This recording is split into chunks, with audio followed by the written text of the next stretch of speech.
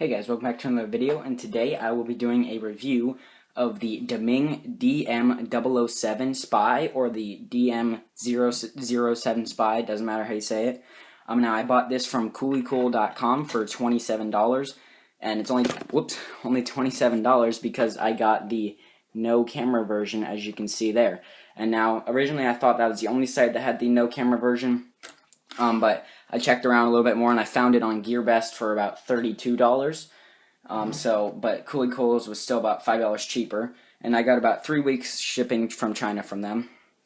And as you can see, the design of this is really cool. It's got all black, which looks awesome, and it's kind of like a smooth matte finish to the plastic. Like it feels really cool, and it reflects off the light really interestingly, and it just looks really awesome. And there's also a white version, camera and no camera. It's called the Ghost, and that looks awesome as well. I would have rather got that, but they didn't sell that one. So, and what's interesting about this is the size of the props. As you can see, for how big of a quadcopter this is and a considerable weight, it's got really tiny props. And the props also, they're not free spinning. They have like clicks in them. So, and I actually took one prop guard off to look at them, and they're really fat motors, so they're not like normal. They're not the normal motors, and you can buy replacements though. Let's see. The transmitter that comes with it is pretty nice. It's got hobby grade style feel to it. The sticks are really nice. The range, I've been only getting about 50 meters, so not too good with the range, but it is a fairly small quad. It's like in between. It's a size in between a micro and a mini, so it's a unique size. Let's see. The battery that comes with it is a 400 milliamp hour 2S LiPo, 7.4 volts, so that's pretty nice. It takes about 2 hours to charge with the stock charger, and now the stock charger comes with the European plug on it, and then it goes to a micro low-C plug, so you have to supply your own American adapter if you're in America. So I thought that was kind of weird that they didn't include that. And it also comes with a little USB card reader. If you got the camera version, it'd probably come with a USB card too. And it comes with a full set of spare props. But as you can see, I only have 2 here, and that's because these props, they're fairly durable, but if you hit anything, they will fly off. And I found that the more they fly off, they keep doing it. Like, not in flight, but now if I crash, I have at least 1 prop fly off, so I've lost a couple, so you have to be kind of careful with that. And the manual it comes with looks nice, like on the outside, but if you read it, this is pretty much a useless manual. I read all the way through it, and it was pretty bad. Now, the battery with the stock charger takes about 2 hours to charge, and flight times with the landing gear on, you get about 7-minute flights, and you can just take these off. They just pull out. There's 2 pins. See there? They just pull out. There's 2 pins on each side of the arms, and they take, if you fly it without landing gear on, you get about 7.5-minute flights, so pretty nice long flights. And I found that, however, once this battery comes out, it's like really hot. Like, this battery gets burning hot after the flight, and if you squish it, it's got a little puff to it after the flight. But right now, like, once it's cooled down and discharged, or even charged, it's not puffy at all. It's nice and solid, but right after the flight, it's really hot and puffed a little. So that's somewhat concerning. I'm not sure if this battery is going to last too long because of the way it gets so hot. That's probably because the C rating is too low. And now there's a battery bay under here. There's no on-off switch, but as you can see, there is a camera plug right there. So if you did purchase a camera separately, or you have one, you could put it on there, and then this just plugs in here. And you have to kind of smush your battery in here. It's a pretty tight fit. So you can see there, that's the battery all the way in, and then that's all the room you have for the cables right there. So you have to really smush them down in there. So your cables might break on you after a while, but it can be done. You can see there. And then to bind, you just turn on the remote, go up, down the throttle, and then you're bound.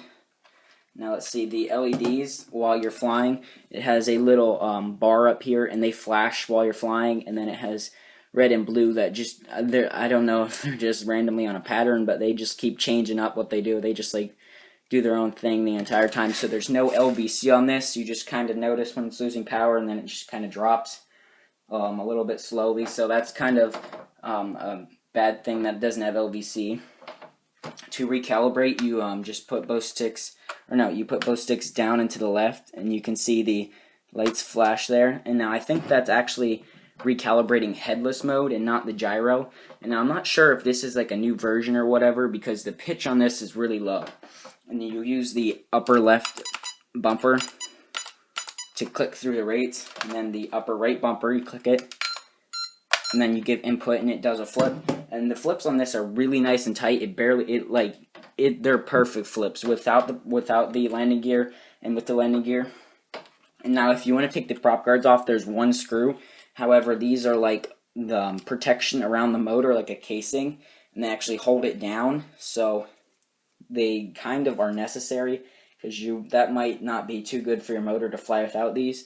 And also you'd have to take your prop off, and once you take them off, they get really loose on there, so you might not want to do that.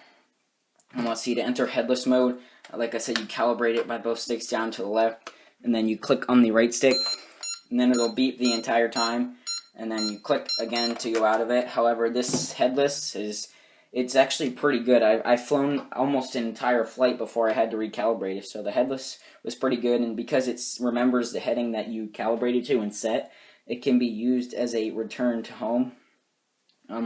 With the 2-cell battery, it gets some pretty good punch to it and good power throughout the entire flight, and it's pretty fun. The yaw is nice and fast. It's got a nice fast yaw. However, the pitch just does not match up with it. I wish the pitch was about double what it was, and then because it has full pitch and full throttle, it's easily climbing. So it definitely has a lot it's got not too much pitch. The remote's pretty nice. The battery does take a little bit long to charge if you're using the stock charger. But overall, for $27, I think it's a pretty nice quad, and it sure does look awesome, and especially the white version also looks awesome. So it looks great in the collection. So yeah, let's go check out the flights now. Okay, here we are for the indoor flight of the Deming DM007 Spy. As you can see, I have the landing gear installed. So let's set down the floor here. Now I'm going to bring it up, and this is quite loud, so I'm sorry if you can't hear me too much. It has a quite interesting sound and quite loud to it, so I'll try to talk loud so you can hear over it. Try and trim it out for you. Very stable.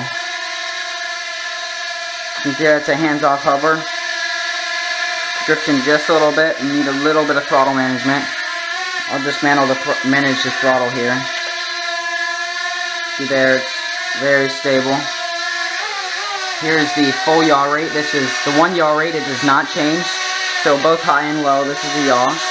So overall, a pretty decent yaw. You can see there. It's not a bad yaw, but the pitch isn't very deep, so that matches up well with it. And because this is also a camera quad, that'd be okay for camera filming, but you can see pretty decent yaw. Here's low rate pitch, so really slow and docile, which would be good for a beginner. You can see really slow. And then you have high rates. You can see a little bit faster. Let's try and do a funnel here. You can see there's a funnel. It's a little bit wide. The yaw is a little bit slow. And let's do a throttle punch. So not the most power, but for how small these props are, it actually has some decent power to it. Let's test out the flips. And all you have to do is press the right bumper and then give input, and as you can see, those are really nice flips. Like, really nice flips, especially for everything on it. Because it flips so fast and nice, it's really good for double and triples outside. You can see it overall flies pretty nice. I'm not going to test out the headless mode indoors, just because it's a little bit bigger.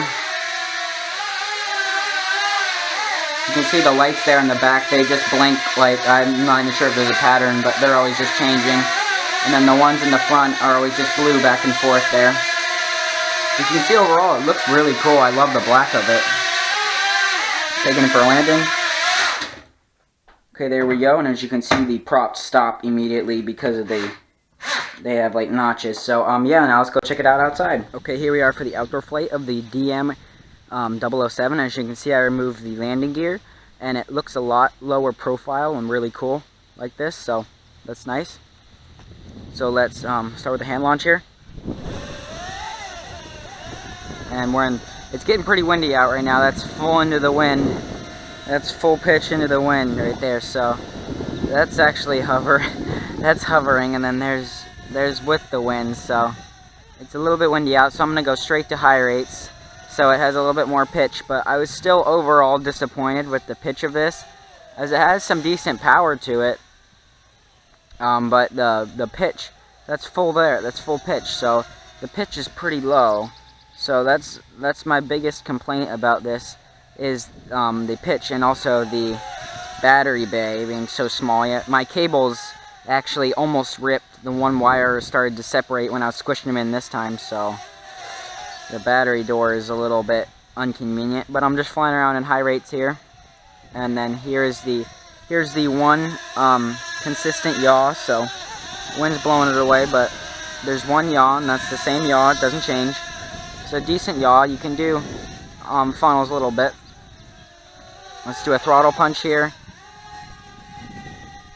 You can see not too bad on the throttle, but not great. It's got decent power to it. Definitely enough to fly with the low pitch, but I think that's because this is mainly a camera quad. I just bought it without the camera, and I think the camera is actually pretty decent quality. So enough of that. Let's do some flips. When without the landing gear, they do even nicer flips. These flips are perfect. Look at that. I'm not doing anything on the left stick, all right stick.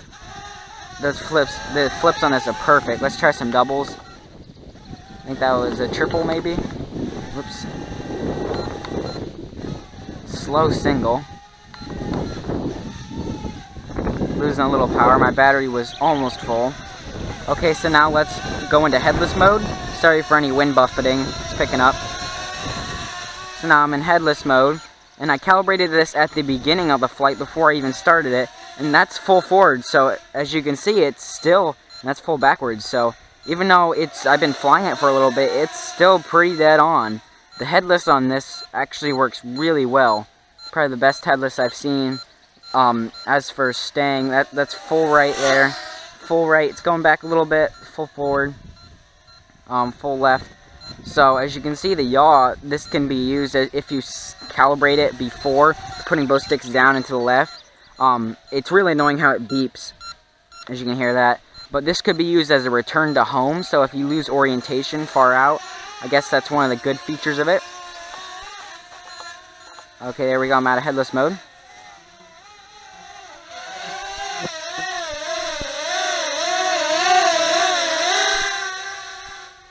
So you can see it's just really low pitch. That's my biggest complaint, because I like to fly fast. I'm not really into camera stuff, so I thought I'd get this without the camera, but it still flies nice. More maybe indoor, or, well, maybe it's a little bit too loud for indoors. That'd get kind of annoying, how loud it is. But maybe just for a beginner, or like relaxing flight, or if you want to get the camera version, I think it's pretty nice. But overall, it's a pretty nice flyer. Okay, there you go. That was the review of the Deming DM007 Spy. A cool little unique size quadcopter with nice unique little props too as well. And it also comes in a white ghost version that looks awesome. They just didn't have it in stock.